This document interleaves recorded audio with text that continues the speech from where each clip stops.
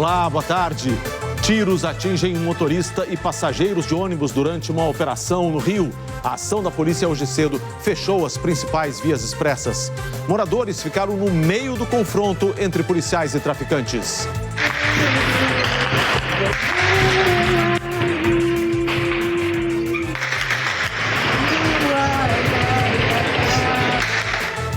A polícia fecha um laboratório de cocaína durante uma ação contra o tráfico em 4 estados.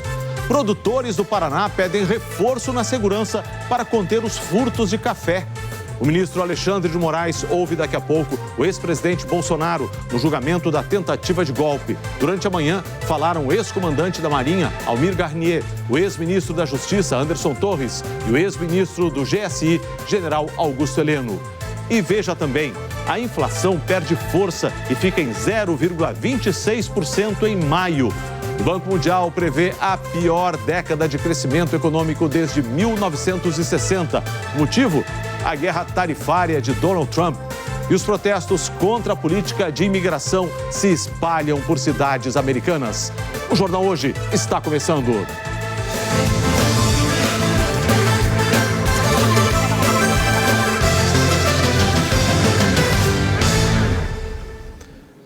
Uma operação da Polícia Civil para prender criminosos no Complexo de Israel, zona norte do Rio, terminou com 4 inocentes baleados. 3 deles estavam no transporte público. 2 das principais vias expressas da cidade ficaram fechadas por 1 hora. O JH começa com os reflexos de mais uma manhã de violência no Rio. A Fernanda Grael está na cidade da polícia e tem todas as informações. Atualiza a situação para a gente. Fernanda, boa tarde. Oi, Kovalik, boa tarde a todos. Olha, infelizmente, 4 inocentes foram baleados, 3 seguem internados e o estado de saúde deles é considerado estável. Foi uma mega operação no Complexo de Israel, na zona norte do Rio, operação da Delegacia de Repressão a Entorpecentes da Polícia Civil, com apoio da Coordenadoria de Recursos Especiais e de várias delegacias. Essa ação é contra traficantes que ainda não tinham mandado de prisão da facção Terceiro Comando Puro. Segundo a polícia, há criminosos com treinamento para derrubar aeronaves policiais. A investigação durou 7 meses e depois de novas provas, a polícia conseguiu 44 mandados de prisão e 180 de busca e apreensão. São 14 presos até agora e 5 fuzis apreendidos. Agora há pouco, policiais com o apoio da Secretaria de Ordem Pública do Rio começaram a destruir o que, segundo a polícia, seria uma falsa igreja que servia de base para os criminosos atirarem contra os policiais. No primeiro piso, os policiais disseram que o imóvel tinha mobiliário para simular uma igreja e que no segundo e terceiro pisos, aí sim, estavam montadas estruturas criminosas. A ação de hoje causou um intenso tiroteio. Moradores, trabalhadores tiveram que se proteger como puderam. Vamos ver a reportagem. E 17 palestinos foram mortos perto do posto de distribuição de ajuda humanitária no centro da faixa de Gaza, segundo autoridades de saúde ligadas ao grupo terrorista Hamas.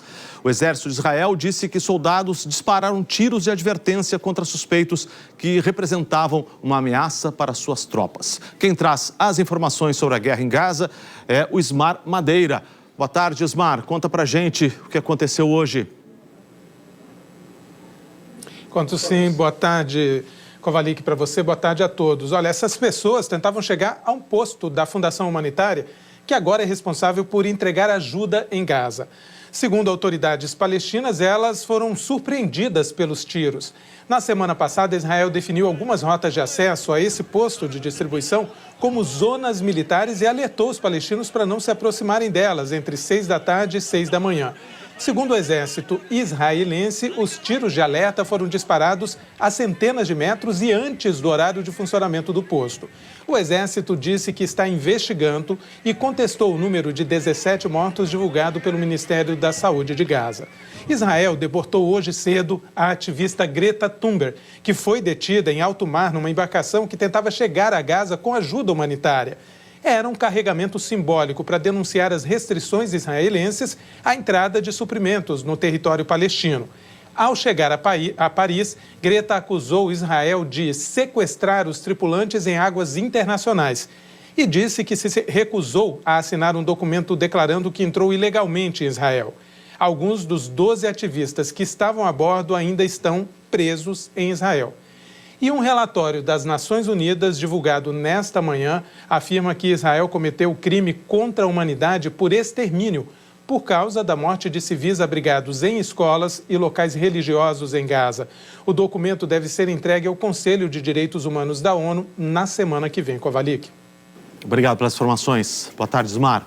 E a ONU divulgou uma pesquisa sobre a queda global dos nascimentos, que a taxa de fertilidade está caindo. Isso não é muito novidade, embora o número de habitantes no planeta tenha triplicado desde 1950, no mesmo período a taxa média de fertilidade caiu de 5 filhos para cada mulher para 2,25. A pesquisa revela que as pessoas estão tendo menos filhos porque não podem, não porque não querem. As pessoas, em geral, gostariam de ter 2 filhos, mas 18%, ou seja, 1 em cada 5 pessoas, acredita que não tem, nem terá o número de filhos desejados. E os principais motivos estão aqui. A limitação financeira foi citada como o principal obstáculo. Você sabe, né? É caro pagar a escola, pagar a saúde, tanta coisa. O segundo fator também é econômico, o medo de ficar desempregado ou a insegurança no trabalho. O terceiro tem a ver com dinheiro também. A preocupação com habitação, com alto custo ou falta de espaço. Fatores relacionados à saúde, como a dificuldade para engravidar ou doenças crônicas, foram apontados por um número bem menor de entrevistados, como a gente pode ver. A pesquisa ouviu 14 mil pessoas em 14 países. 11 milhões de mulheres são mães solo no Brasil. A Profissão Repórter mostra a luta por um direito básico, receber pensão alimentícia para os filhos. Uma cena de novela gera uma mobilização pelo país inteiro. Eu nem acredito que depois de 8 anos eu vou botar o Vasco na justiça. O nosso aplicativo, da Defensoria, ele teve um aumento exponencial. A Defensoria Pública organizou um mutirão para instruir as mães sobre os pedidos de pensão alimentícia. Eu acho uma humilhação, né? Ele manda 5 maçãs por semana. Acompanhamos as tentativas de conciliação. Ele vem pagando há 5 anos o valor de R$600. A senhora aceitaria? 677. O cumprimento de mandados de prisão. E a cadeia. Eu acho que não precisava chegar dessa forma, mas também não vou criticar o outro lado. Hoje, depois do jogo Brasil e Paraguai, do Profissão Repórter. Ainda hoje, o ex-presidente Bolsonaro depõe daqui a pouco no julgamento da tentativa de golpe. E a seguir, Lula se reúne com Fernando Haddad para definir alternativas à alta do IOF. E no esporte, a seleção brasileira enfrenta hoje o Paraguai pelas eliminatórias da Copa. Até já!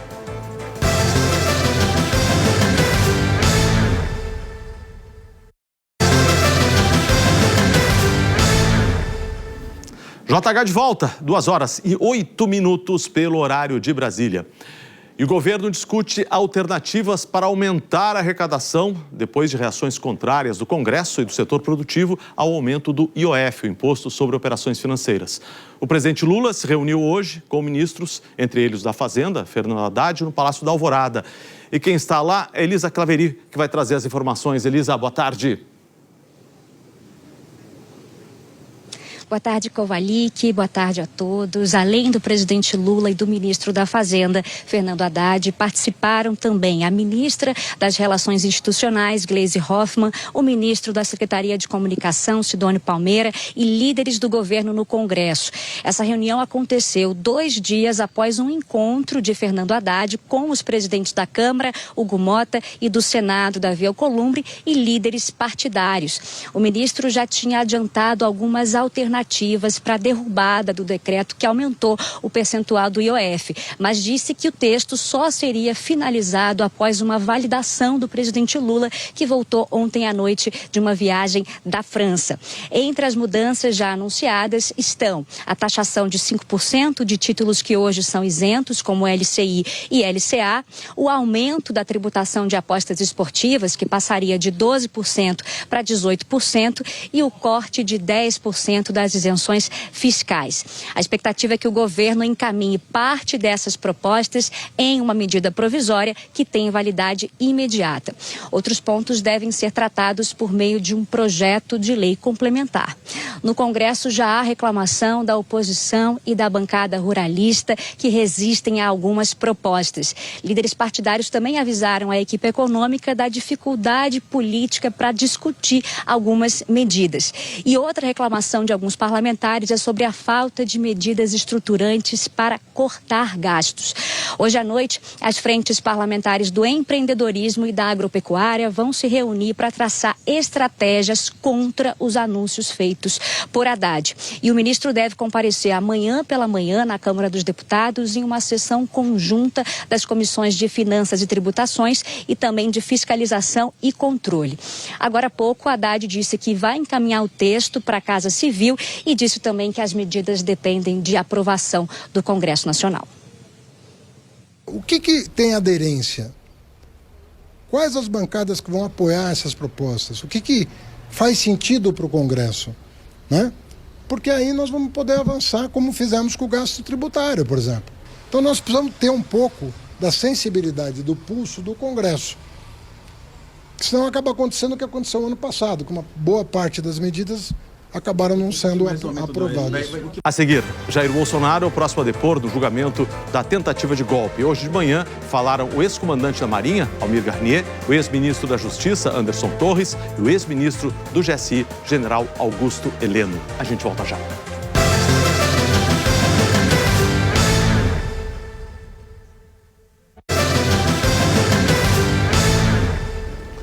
JH de volta, 2h28 pelo horário de Brasília. O ministro Alexandre de Moraes, relator da ação penal que investiga uma trama golpista em 2022, vai interrogar agora à tarde o ex-presidente Jair Bolsonaro, apontado pela Procuradoria-Geral da República como líder da organização criminosa que tentou dar um golpe de Estado. O Vitor Boiadian acompanha e traz as informações para a gente. Vitor, boa tarde. Boa tarde, Kovalik. Boa tarde a todos. Olha, a audiência nesse momento está no intervalo, que deve durar aí até 2h30, então 2h30 da tarde, então em instantes já deve ser retomado. Mas já houve bastante trabalho até aqui. Começou por volta das 9 da manhã e durou cerca de 3h30. O grupo de réus que é ouvido nesta semana é chamado de Núcleo Crucial, que é formado por Jair Bolsonaro e outros 7 aliados próximos ao ex-presidente. Essa fase da ação penal, ela começou ainda ontem com o interrogatório do ex-ajudante de ordens de Jair Bolsonaro, o tenente-coronel Mauro Cid, que é delator dos crimes. E aí, na sequência, os réus estão sendo ouvidos por ordem alfabética. Então, ainda ontem, houve também o depoimento de Alexandre Ramagem, hoje deputado federal do PL, mas era diretor-geral da Agência Brasileira de Inteligência durante o governo Bolsonaro. Aí, hoje, a audiência, né, esse interrogatório foi retomado com o depoimento do almirante Almir Garnier, que era comandante da Marinha durante o governo Bolsonaro. E logo no início da fala, ele disse que a acusação da Procuradoria-Geral da República não é verdadeira.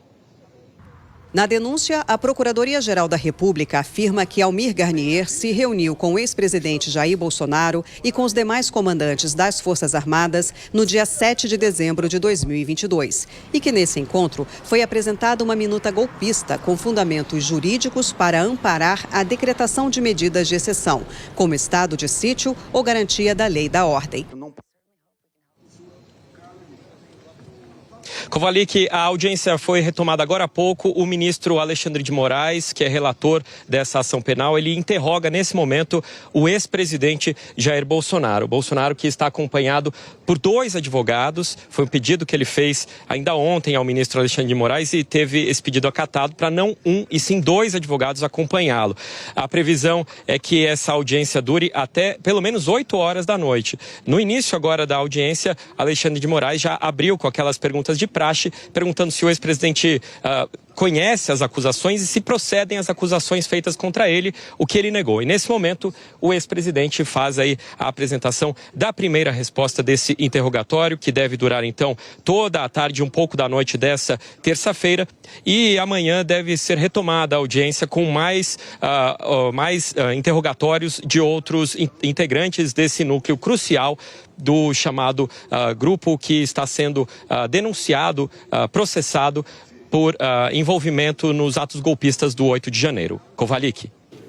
Obrigado, Vitor. Boa tarde para você. E atenção, agora uma última notícia. A Colômbia registrou hoje de manhã uma série de ataques com bombas.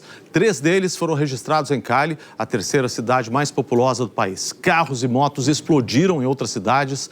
Os ataques acontecem dias depois de um atentado contra o pré-candidato à presidência da Colômbia, Miguel Uribe. Ele foi baleado durante o comício e está em estado crítico. O Jornal Hoje termina aqui. Você pode rever as reportagens no Globoplay. Outras notícias no Jornal Nacional, hoje mais cedo, às 7:50, no horário de Brasília. Uma boa tarde. Até amanhã.